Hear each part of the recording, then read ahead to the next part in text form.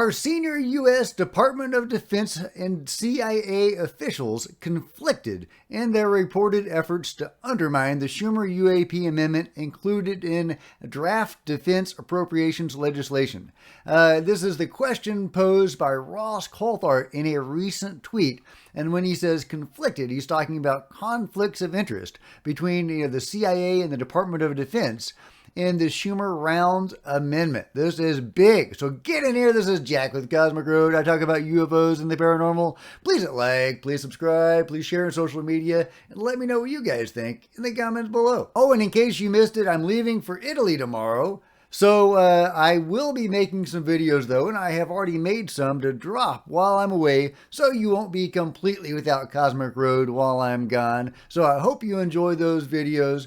Okay, on with the show. Ross Coulthart is referring us to this article by Liberation Times talking about the shenanigans with the CIA and the Department of Defense and maybe how they are trying to interfere with the Schumer-Rounds amendment, the all-important amendment which would allow Congress theoretically to get their hands on actual UFOs hidden by the UFO control group. So let's read this wonderful article by Chris Sharp.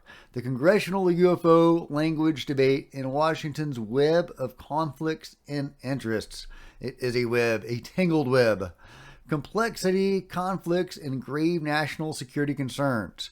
U.A.P. language, which could be included within the 2024 NDAA, has created alleged divisions among executive branch colleagues in D.C., but may some of these apparent divisions stem from conflicts of interest? First, let's look at Lloyd Austin, U.S. Secretary of Defense. And yes, I know some of you guys don't like it when I read articles, but I don't know how else to convey it except in Chris Sharp's own language, which is going to be better than my own. As reported by journalists Michael Schellenberger, Andrew Nahar, and Phoebe Smith, within the publication known as Public, sources have alleged that Austin is attempting to undermine a UAP amendment included in draft NDAA legislation. Boo! Boo! Sources have confirmed to Liberation Times that these aforementioned allegations are indeed correct. Austin is a former board member of the defense contractor Raytheon Technologies, which may have had at least partially influenced his need to express concerns about the Schumer Amendment. All right, so there we go. Enemy number one. It's really interesting. So we're able to, kind of compile a network together of the various enemies of disclosure and the various tools of the control group, whether overtly or indirectly through, persuasion by, special interest, Lockheed Martin and the other contractors like that. We're getting a picture of who stands in the way of UFO disclosure. Obviously Moultrie, that wig that was trying to interfere with things, and a couple of others, or several others that I've reported on within Congress that are seeming allies of the UFO control group. And it looks like we can add Lloyd Austin, the U.S. Secretary of Defense, to that list. The Schumer Amendment would grant the U.S. government the power of eminent domain over materials and biologics of non-human and unknown origin potentially held by defense contractors. And I'm really kind of curious about that eminent domain and what all it would lead to. If you have eminent domain over any exotic materials, do you have eminent domain over implants within still living UFO abductees? Can they show up at Whitley Striever's house and say, hey, that thing in your ear that's, allowing you, per Whitley, to communicate with your, wife who is now passed on? That is Whitley's story, is that he is able to communicate with his late wife via this implant. And they actually wrote a book together, and it's an amazing book. Highly recommend it. I think it's called A New World or something like that. And but yeah, could the government go in and take that implant or any other implant through this eminent domain clause? Really, really interesting question. Setting aside his former direct ties with Raytheon, Austin allegedly fears such language, if passed into law, could jeopardize national security. So he's setting he's setting his ties with Raytheon aside. Interesting. But where did the Schumer UAP language originate from in the first place? As previously reported by Liberation Times, the amendment introduced by Senate Leader Chuck Schumer was drafted in collaboration with White House officials. Yeah, and that's really interesting. The part that the Interoffice UFO agency created by the White House seems to have played in all of this. You know, that office that was spawned during Balloongate seems to have had a significant role in developing the Schumer Rounds Amendment. And I think that's why Schumer got on board with this, is because the White House was on board with this. Really interesting how that all came about, all because of Balloongate and, of course, David Grush. Secretary of Defense Austin's senior colleagues within the White House do not necessarily share his UAP-related national security concerns. Liberation Times understands that officials within the White House, including President Joe Biden's National Security Advisor Jake Sullivan, decided the Schumer Amendment was required, at least in part, after serious national security-related UAP disclosures were made by former senior intelligence officer David Grush. But one of the main catalysts for the legislation occurred in February following the shootdowns of the three UFOs. So, yeah, it goes on to talk about Balloongate and the creation of the UAP task force, or excuse me, the Interoffice UFO agency. Another aspect of Public's recent article concerns former Principal Deputy Director of National Intelligence Stephanie O'Sullivan, who sources claim has knowledge of a UAP crash retrieval and reverse engineering program. Really interesting. It is unclear whether the current Deputy Director of National Intelligence, Stacey Dixon, possesses such knowledge. Dixon, as stipulated in previous NDAA language or legislation, is meant to play an oversight role over the ARROW alongside Deputy Defense Secretary Kathleen Hicks. However, the Office of the Director of National Intelligence, ODNI, has yet to confirm whether she has assumed this role. If Dixon did possess greater awareness regarding UAP programs, then it may present a conflict of interest, given that ARROW is still attempting to verify the existence of such programs.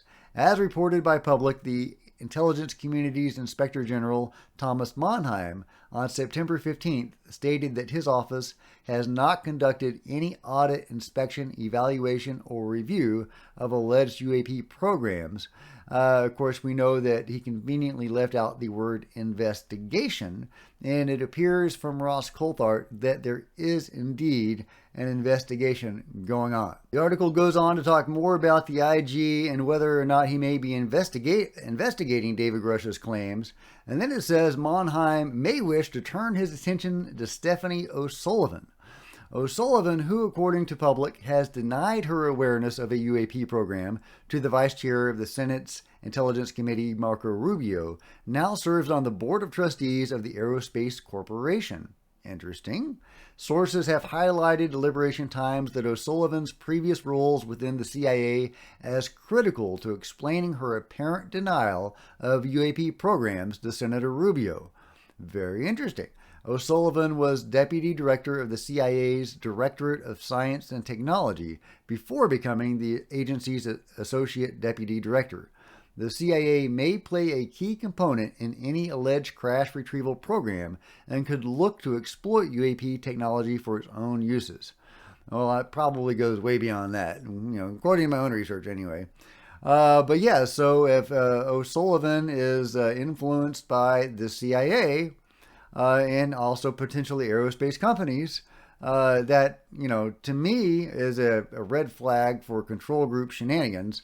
But, who knows? Speaking of Aerospace Corporation, it appears to be collaborating with ARROW. Its director of OSD support, George Taramba, wrote on LinkedIn, "We are hiring initial cadre supporting DOD's new ARROW as they go where the science takes them in research and analysis of UAP. Please DM me if you'd like to discuss these opportunities further." Very interesting. So the Aerospace Corporation that O'Sullivan, this former CIA lady, is now part of, is partnering with Arrow, headed by the lovely Dr. Sean Kirkpatrick, who, as we all know, is the fox guarding the henhouse. This article is definitely connecting some dots here, so great work, Christopher Sharp. If this information is accurate, then O'Sullivan is in a difficult situation, as Arrow is actively seeking information on programs she may already be aware of. But perhaps the Aerospace Corporation retains greater knowledge regarding potential UAP programs than one may imagine. For instance, it employs Dr. Eric Davis. Very interesting, right? Yeah. In 2020, Davis told the New York Times that he gave a classified briefing to the DOD agency about retrievals from off-world vehicles not made on this Earth.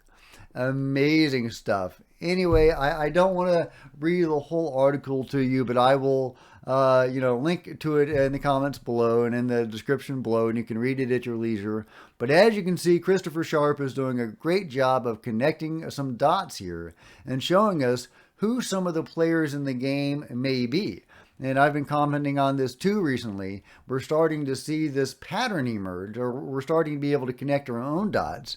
Bray and Moultrie, the Wig, and various others that are obvious allies of the control group, whether overtly or not.